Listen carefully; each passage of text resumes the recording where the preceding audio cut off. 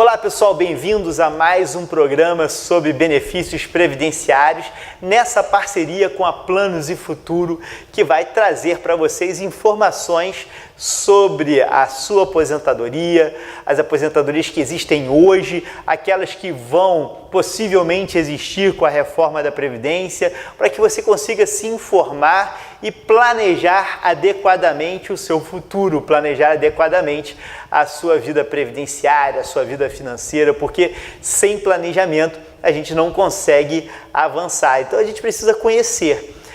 O programa de hoje é um programa diferente dos outros que a gente viu, porque ele é voltado para os servidores públicos, tá? Então nós vamos agora trazer alguns programas relacionados à previdência do servidor público, o que é muito importante aqui, porque tem várias regrinhas que a gente precisa compreender. Então a gente vai aos poucos assim, destrinchando essas regrinhas sobre a previdência do servidor público.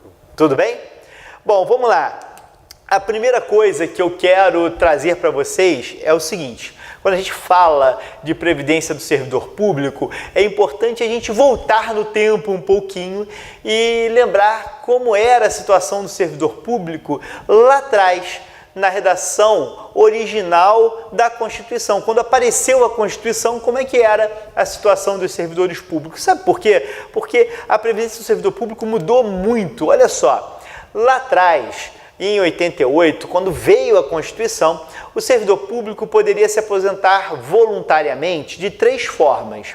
Havia uma aposentadoria integral por tempo de serviço, em que eu exigia 35 anos de serviço para o homem e 30 anos de serviço para a mulher. Era a exigência para o servidor público se aposentar. Posteriormente, ou ainda lá em 88, posteriormente nada, ainda em 88, havia uma outra possibilidade do servidor público se aposentar, que era a aposentadoria proporcional também por tempo de serviço. E aí, nesse caso, o homem precisava de 30 anos de serviço e a mulher de 25 anos de serviço. Então vejam que com essas exigências o servidor já conseguia se aposentar, era fácil, né? Mas não era só para o servidor público, assim era também no INSS nessa época aqui. Então era muito fácil para o servidor se aposentar. Imagine uma mulher com 25 anos de tempo de serviço conseguia se aposentar. Se ela começou a trabalhar aos 18, com 43 anos de idade ela estaria aposentada 25 anos depois, porque não tinha uma idade mínima para a aposentadoria do servidor. Então era fácil se aposentar. Eu tinha duas aposentadorias que exigiam só tempo de serviço. Uma exigia um pouco mais de tempo de serviço para ser aposentadoria integral, outra exigia um pouco menos de serviço porque era uma aposentadoria proporcional. E ainda havia uma terceira possibilidade de aposentadoria, que era a aposentadoria por idade. Essa aposentadoria por idade, aí sim, eu tinha uma exigência de idade mínima de 65 anos para o homem e 60 para a mulher. Agora, olha que coisa, não é? Era muito fácil se aposentar. Era tão fácil se aposentar que qualquer um se aposentava, sem muito esforço, sem muita dificuldade. O servidor público tinha essa facilidade, no regime geral também existia essa facilidade. Agora, a grande questão é que essa aposentadoria que era fácil de ser obtida, ela era calculada também de uma maneira extremamente benéfica para o servidor, porque ela era calculada com integralidade e reajustada com paridade. Ou seja, na hora de calcular essa aposentadoria, eu calculava com base na última remuneração do servidor nativo. Então, a base de cálculo da aposentadoria era a última remuneração do servidor nativo. Nós depois, mais para frente, vamos ver alguns vídeos relacionados a esse cálculo do benefício do servidor público. A gente também vai ver cálculo do benefício do regime geral. Está no nosso mapa aqui, no nosso cronograma de gravação, tratar desse tema. Por hora, o que eu queria dizer para você é o seguinte: era uma aposentadoria que era calculada com base na última remuneração. Não necessariamente era o valor da última remuneração, mas essa era a base para a gente chegar no valor da aposentadoria. Ao invés de calcular uma média das remunerações, eu pegava a última remuneração e com base nela eu calculava a minha aposentadoria. E tem mais, A integralidade estava ali e ainda tinha a paridade, que era o critério de reajuste dessa aposentadoria. Eu reajustava a aposentadoria da mesma forma e da mesma época em que eu reajustava a remuneração do servidor. Isso era paridade. Toda vez que eu aumentava o servidor da ativa, eu levava junto o inativo. Nós tínhamos aí esse liame aqui entre o servidor da ativa e o servidor inativo. Liame que foi posteriormente rompido, como a gente vai ver. Tá? Então, a redação original da Constituição era o melhor dos mundos para o servidor. Era fácil se aposentar e com um cálculo extremamente favorável. Calculava com base na última remuneração e reajustava com o mesmo índice adotado para os servidores da ativa. Então, é como se o segurado continuasse a trabalhar, como se o servidor continuasse a trabalhar ali. Que eu calculava com base na última remuneração e reajustava de acordo com a remuneração, estava essa sistemática garantida aqui com a integralidade e a paridade. Tudo bem? Agora vejam só, meus amigos, o que vai acontecer.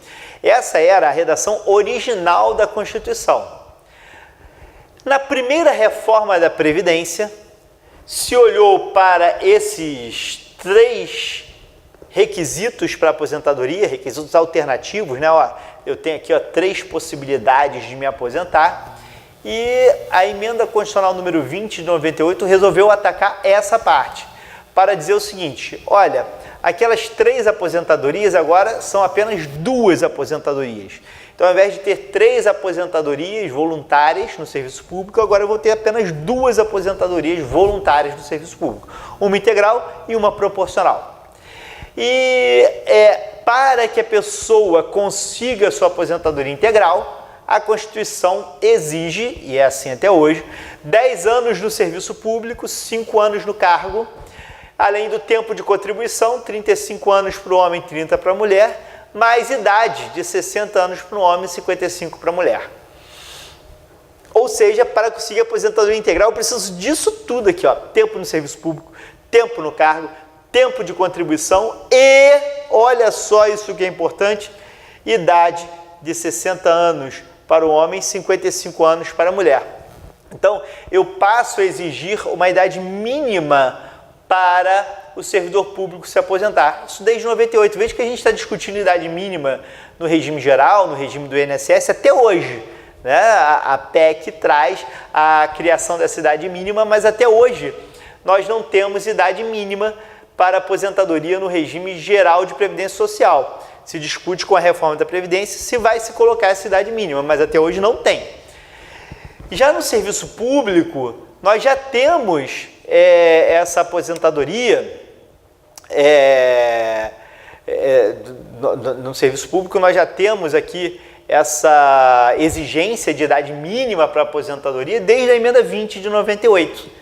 Desde a emenda 20 de 98. E aí eu preciso, então, desses 10 anos de serviço público, 5 no cargo, o tempo de contribuição, mais a idade mínima de 60 anos para o homem e 55 para a mulher. Tudo bem? Ótimo. Agora, eu tenho a aposentadoria integral e tenho a aposentadoria proporcional. Para obter a aposentadoria proporcional, eu preciso de 10 anos no serviço público, 5 anos no cargo e idade de 65 anos para o homem e 60 anos para a mulher. Bom, estou gravando esse vídeo antes da reforma da Previdência de 2019, né, que é uma reforma que está sendo debatida, a gente não sabe o que vai ser aprovado em definitivo, mas o que eu quero dizer então é que hoje, antes de reforma da Previdência, há 2 maneiras do servidor público se aposentar voluntariamente.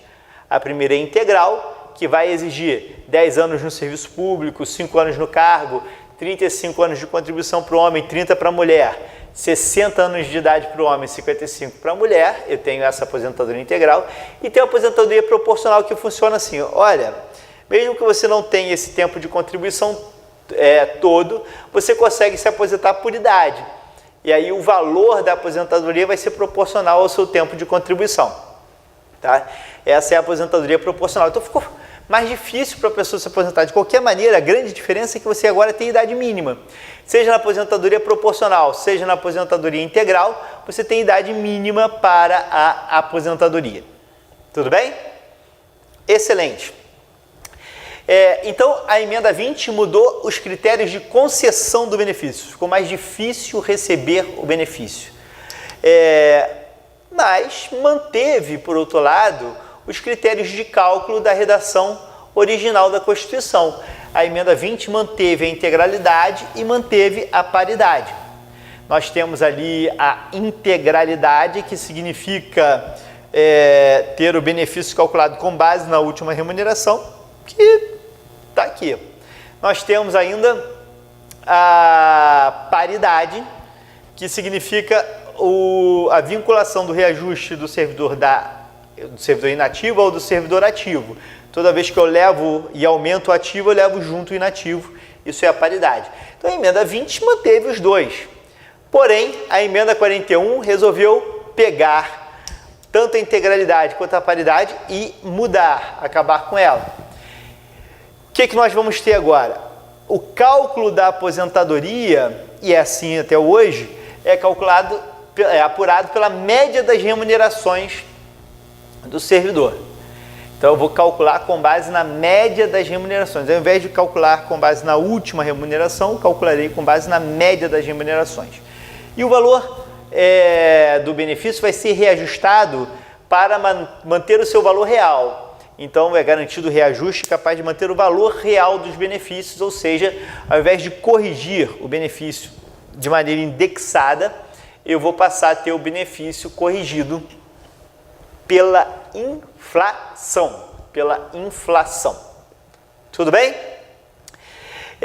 Então, nós já tivemos uma grande mudança aqui no texto da Constituição a respeito das aposentadorias no serviço público. E a gente pode chegar à conclusão que na redação original da Constituição eu tinha uma facilidade de concessão, né? A concessão era facilitada, e o valor do benefício era baseado na ideia de manutenção da renda, ou seja, eu estava preocupado aqui em manter o mesmo padrão de vida do servidor, por isso que eu pagava o benefício de acordo com a última remuneração, né? A ideia era manter e depois eu ia reajustando como se ele estivesse na ativa por conta da paridade. Então, a ideia era essa, o valor do benefício era baseado no mesmo padrão de renda do segurado. Só que a emenda 20, ela estabeleceu restrições à concessão do benefício, ficou mais difícil conceder o benefício e, em seguida, manteve aqui o valor calculado com integralidade e paridade. Até que, na emenda 41 de 2003, os critérios para a concessão já estavam consolidados ali, e aí a emenda 41 de 2003 vem nos dizer que o valor da emenda da aposentadoria vai ser baseado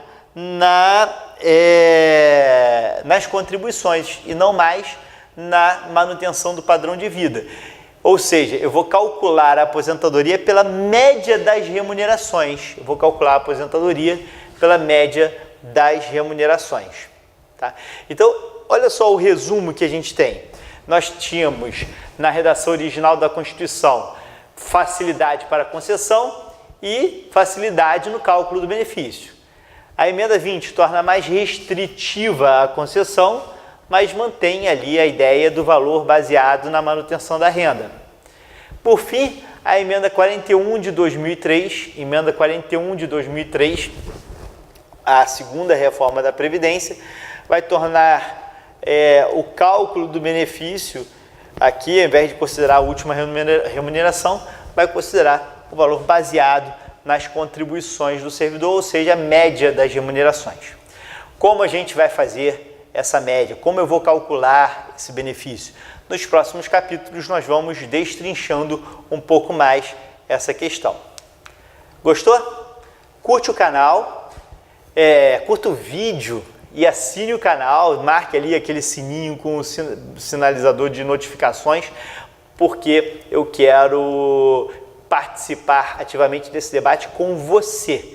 E aí eu pediria que você estivesse junto também com a gente nessa discussão sobre a reforma da Previdência. Um abraço, até já!